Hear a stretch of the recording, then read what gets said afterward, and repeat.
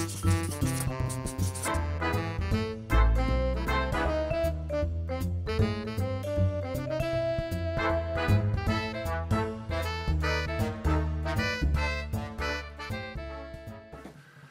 this is Dave and welcome to the Table, a series of videos where I review and discuss various board and card games looking at them from a family perspective. Today we're talking about Tokaido from FunForge. This is distributed in the United States by Passport Game Studios and designed by Antoine Bauza, who did Seven Wonders. Now this game here is a journey game in which you take on the role of a traveler traveling along Tokaido, which is a legendary East Sea route that links the cities of Edo and Kyoto. Along the way, you're going to be stopping at various places, meeting new people, sampling interesting cuisines, collecting souvenirs, visiting temples and hot springs, as well as stopping at the nearby farms and working on building a panorama. All the while, you're going to be scoring points. But pacing yourself is key to this game for success. Let's take a look at the game, how it's played, and I'll come back and I'll give you my thoughts. Okay, I have Tokaido set up here for 4 players using a variant called the Journey of Initiation, and I'll get to that in just a second, but let me quickly go over the components that come in the game. First, we're going to have our game board here in the center, which represents the road that connects the cities of Edo and Kyoto, and we're going to be making this journey along here just like people have done for many, many years. And along the way there's going to be different stopping points here, and you'll see the different spaces on the game board, and I'll go over those during the gameplay.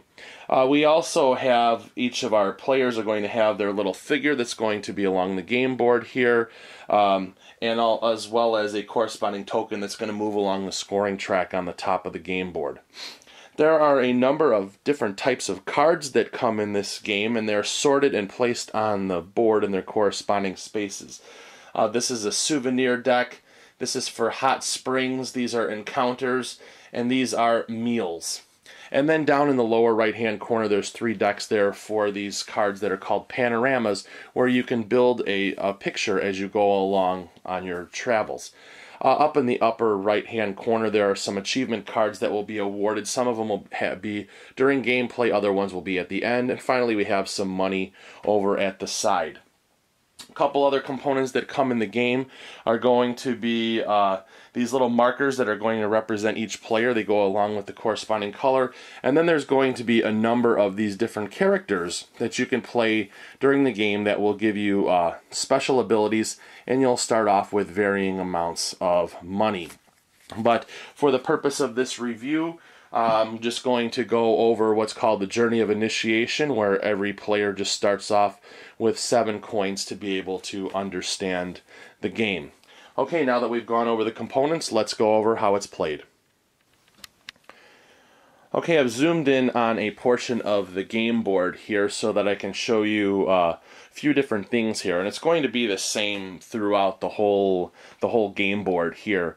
But what's going to happen is we determined what the turn order was going to be, so we have them lined up right here. And turn order is very important in this game, especially with your position, because whoever is the furthest behind in the line will take the next turn. So sometimes a player, if they're lagging behind, is going to be able to take multiple turns as they move along here. So what players are going to do is they're going to be moving along these spaces along this road here, stopping along the way. And there's a couple things that I want to talk about. Number one, players cannot occupy the same space. So if somebody's there, you can't stop there, with the exception of these spaces that have 2 spaces here, one on the road and one off of the road. And the space that's off the road can be occupied by another player when you are playing 4 and 5 player games. If you're playing just 2 and 3 players, you are limited to only 1 space along there. There's no die roll to determine movement. It's going to be all about the pace that you set, and the only restriction is that when you're moving along here is that when you must move forward and you must move to the next available space, and you must stop at the inn here. And I'm going to get to that quickly here. So let's get started here. The first thing this player is going to do here, the green one's going to be first, or the furthest behind in the line, is they can choose to move along any of these spaces here and stop. But the first thing that this player wants to do is stop along at this souvenir shop here, which is this icon right here. And what we're going to do is we're going to draw the top 3 cards from the souvenir deck, which is going to have the corresponding symbol on the cards opposed to the game board there. So let's take a look at the cards that we have here. And we have a few different items. We have this Suni, Geta, and a Sandogasa. So excuse me, I don't speak Japanese. But we have a picture of what the items are here. And there is going to be a cost down in the bottom of how many coins the cards are going to cost. This one's going to cost 3. Each of these other ones are going to cost 2. They're going to be worth points, and the points are going to be determined by how they're collected in sets. And the sets are determined by these icons that are down in the lower corner here, and they represent different things. For example, these here represent clothing. This one represents a piece of artwork, and then there's also small objects and food. And as you collect them, you want to collect try to collect sets where there's one of each to score different points. Otherwise, the first one you collect in a set is going to be worth 1 point. So if I had bought these 2 items, they're each going to be worth 1 point each because they're in 2 different sets. However, if I bought these 2, I would have, this one would be worth 1 point. This is the second one in a set, would be worth 3 points. And so that's how this works with the souvenir cards. You can purchase as many as you can afford. You'll place them face up in front of you.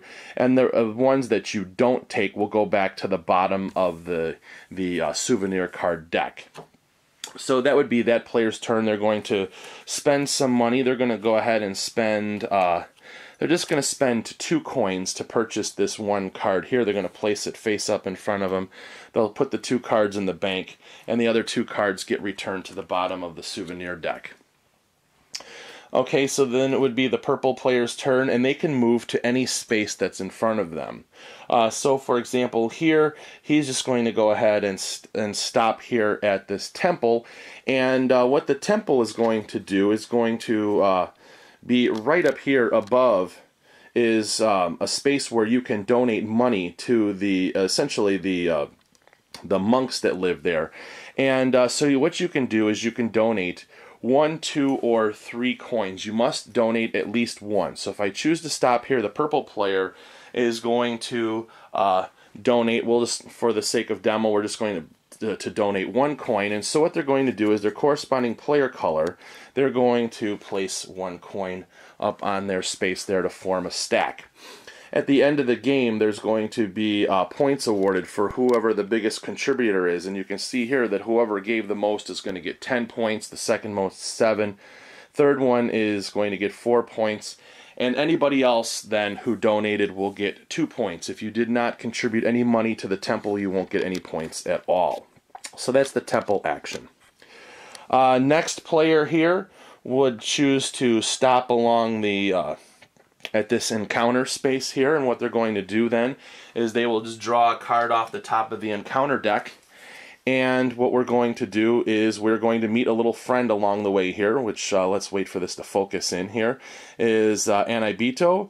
And what he's going to do is allow us to take a panorama card right away for free. And so since this player doesn't have any panorama cards, what they're going to do is they're going to take the first one of this green color and place it in front of them. If they already had the first one, they're going to take the next one. So this little visitor is going to be placed in front of their player space, which will be right down here below. Let me just pan down here and show you what's going on here. And what we're going to do then is we will go ahead and we will take the top card here on this panorama deck, and you'll be able to tell which one it is. This is a level 1 right here. And what we'll do is we'll flip it over, and you'll see here that we're going to start building this picture. So we place this in front of us here. And so that's, and then that traveler is going to stay there because you're going to be able to score points for people that you meet along the way. So that's the traveler space. Next, space that we have here, and I'm just moving along. You can move. I could move a player to here if I wanted to move way out ahead if they wanted to get a space. But I wanted to go to this next one here, which is going to be a panorama space for the green. And so that player, since their first panorama, is going to do the same thing. They will take one of these level 1 pieces and they will place it in front of them and working on building a panorama. The next space here that we have is a hot spring space. So what would happen now in the turn order is that the green player is going to be able to move because they are furthest behind in the line, and so we'll just go along here and we'll move them forward and we'll go to this hot spring space. So what's going to happen now here is a player is going to visit the hot spring. They're going to take a card here, and this is going to be worth 2 points, and they're going to place it in front of them in their space. So this one is worth 2 points. And all along the while here we can move up on the scoring track here. I'm not doing that right now, but each time that you earn points, you just move your space up on the board. You can choose to wait until the very end to do it and add it up. So either way that you chose to do it. So now the purple player is up, and because we're playing 4 players, he also can stop at this space here because it is allowed because of the markings on the board, and we're playing 4 to 6 players. But the second player to come in will go and occupy the space that's off the road. So that's going to take care of that space. The next space down here is a different type of panorama. Here, this is going to be more of a winter scene, and they're going to go through do the same thing with the cards, except for you're going to take it from that particular panorama deck. Next space here, this yellow one here, let's say this, for example, this player's turn is now. They're going to move up here to the farm, and what they're going to do is they're going to take 3 coins from the bank, and they're going to add it to their place. So and then as you can see, we start repeating these spaces again, and so there's going to be different strategies that you're going to try to enact to gain points by doing specific things. You may have certain objectives for your character that you, if you play with them, that you're going to want to get points on. Now with these panoramas, for example here, with these players that have a level 1, what's going to happen is over the course of the game, and the green one's the simplest one, is that once we've completed a level 1, the next thing we'll do is next space that we're on, then we're going to take a level 2, and we'll go ahead and place this down next to us. And then finally, if you're on the 3rd space for this particular one, you'll take a level 3 and you'll place it down, and you'll complete your panorama. And it will look like this. So here's this panorama here. It's only a three piece here, and they get progressively longer here. The spring one here is this is only 3. We've got the one that looks kind of like a winter scene where it's white is 4, and then finally there's like this blue ocean scene that's 5 cards long, and so that's going to take you a little bit longer to get them. And the first person who completes this panorama will take the achievement card for that particular one, being the first one to complete that panorama. So let's get back to our game board here, and let's talk about what's going to happen when we get to the inn. So the first player that's going to move to the inn, let's say we skip ahead here, this is the first person to arrive at the inn, and so they have to stop there. And what's going to happen now is they have to rest, and you're going to want to try to have a meal. And so what we're going to do here is we will draw cards off the meal deck equal to the number of players plus 1. So I need to have 5 cards here. 1, 2, 3, 4, 5 cards. And so what we're going to do is we're going to look at these different types of dishes here. And each one is going to give 6 victory points, but they also have different costs associated with them. So you have something here that costs 3 coins, and you have dishes that cost 1 coin. And so what's going to happen is the first player to get there is going to draw the cards, and they have first choice, and they can choose any dish that they want to, and they have to pay for it. So like it would probably be wiser to choose a less expensive dish and hold your money. So if they chose to do this, the yellow player will pay 1 coin and they'll place it down in front of them. Now they're going to have to wait until the other players come in and move along here. And so the second player to arrive will go ahead and have their pick, and third, so on and so forth, until they're all in arriving at the inn, and they've all had an opportunity to get a meal. Now, meals are not mandatory. You don't have to buy them. If you can't afford them, you go hungry. But they are worth 6 points. And one thing about the meals is that you can't have the same meal twice. So along your journey, one of the things that you want to do is you want to try to have, you would want to eat something different along the way and represent the different regions along the way. So you can't have the same dish twice. So if I had this miso shuru come along, I would not be able to take this dish again. So now once we've reached this inn here, we now have established a turn order here again, where whoever is last is going to continue. So part of the thing is where you're at in the game is going to determine what you're going to eat along the way. And so this play is going to continue along here, along this road, stopping along the different spaces until you reach the very end at the last inn. And then there will be achievement cards that will be awarded based upon the different types of things that you did during the game, whether it's going to be visiting the most hot springs or having the most sets of souvenirs, meeting the most people along the way. And of course you're going to have specific bonuses for your character. And then finally we're going to be determining how much bonus points you have from contributing at the temple. So that is how you play Tokaido. Alright, let's talk about Tokaido here. And the one word that to me best describes this game is elegant. This is an elegant game in terms of how it plays, and how it looks, and the feeling that you get when you're playing it. This is unlike a lot of other games that I have played, in that I find this to be a very, very relaxing game, something that I would want to have basically enjoying a cup of tea with playing this game, rather than having a beer and pretzel type thing, or drinking a soda or something else. This is just something that's a little bit more relaxing, and the overall game lends to this feel of elegance.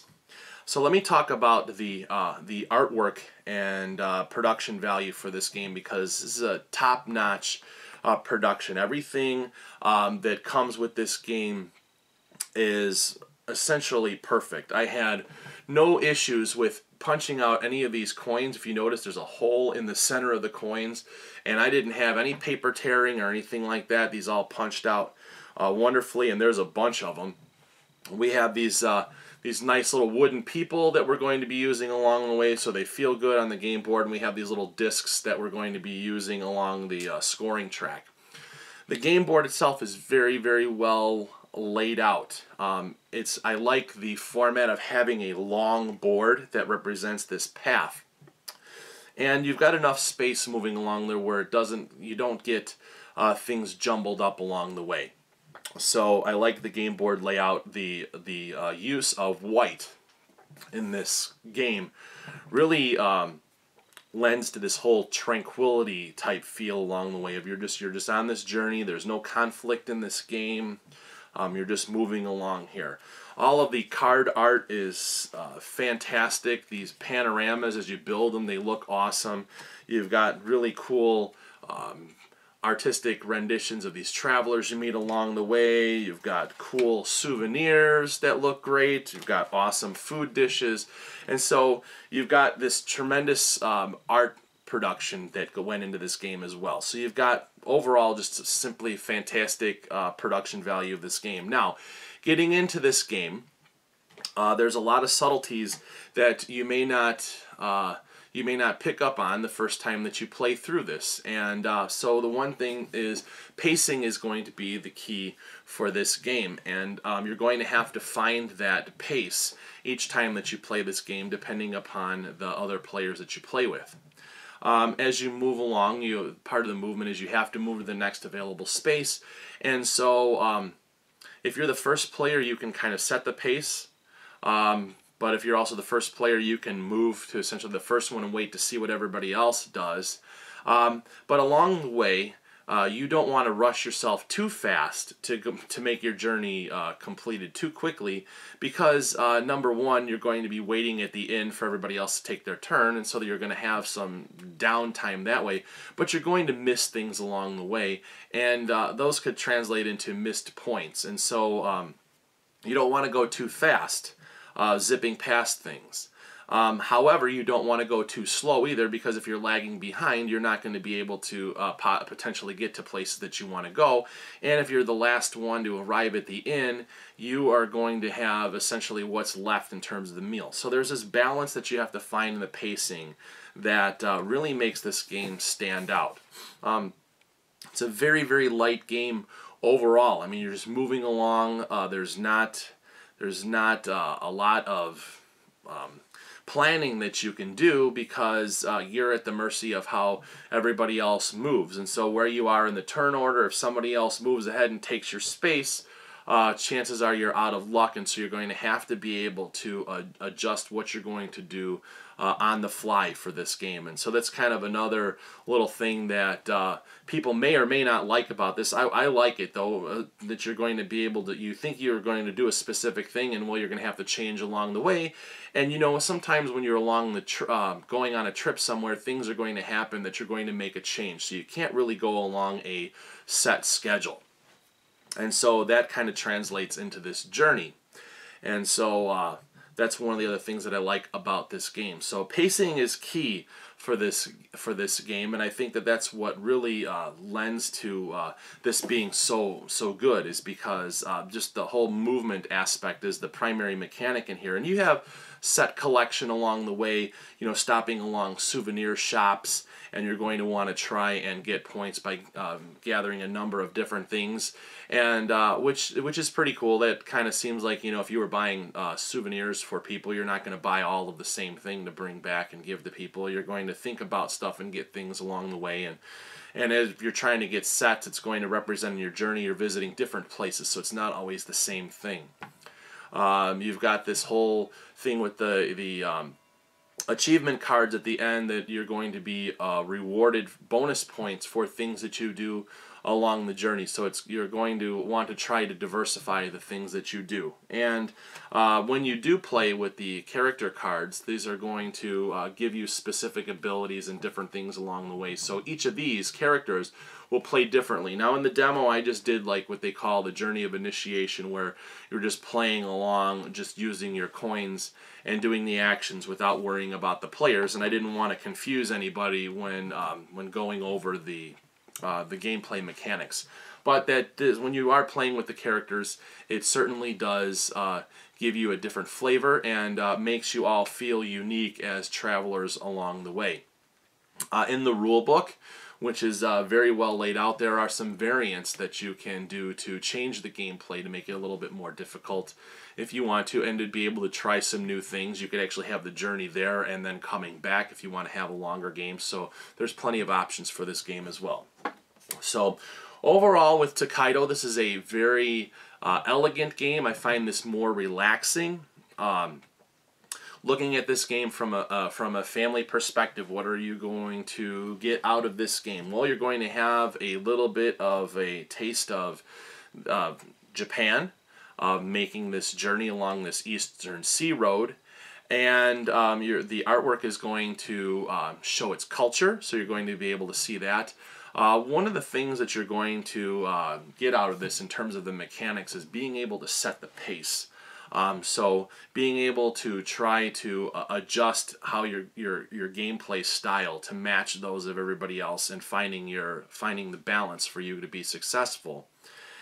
And so that's going to be key. And then the other thing is also being able to change your mind about how you're going to do things on the fly, because with this, as spaces are filling up, you may or may not be able to get to the space that you want, so you're going to be able to have to change what you're doing along the way. So those are some really good concepts for gaming that this game is going to present. So you have this nice cultural presentation of Japan and some really, really cool mechanics. I like this game. Like I said, this is one that's a little bit more relaxing. It's on the lighter side for me. It's not something that I'm going to be playing all the time. But if I'm looking for something to have a little bit more of a quiet evening and playing something that's not going to really stretch my brain, this one is going to be one that's going to be coming and hitting the table. So this is Tokaido. And if you'd like to have more information about this game, I'll have information in the video description below. You can go ahead and click that. So anyways, this is Tokaido. And thank you for watching, and if you enjoy my videos, please take a chance to subscribe to them by clicking the subscribe button below. And if you're interested in following me on Twitter, you can do that. My Twitter handle is @2 the table review. And again, thank you for your support, and I look forward to talking to you again, talking about another game and seeing how it makes it to the table. Bye-bye.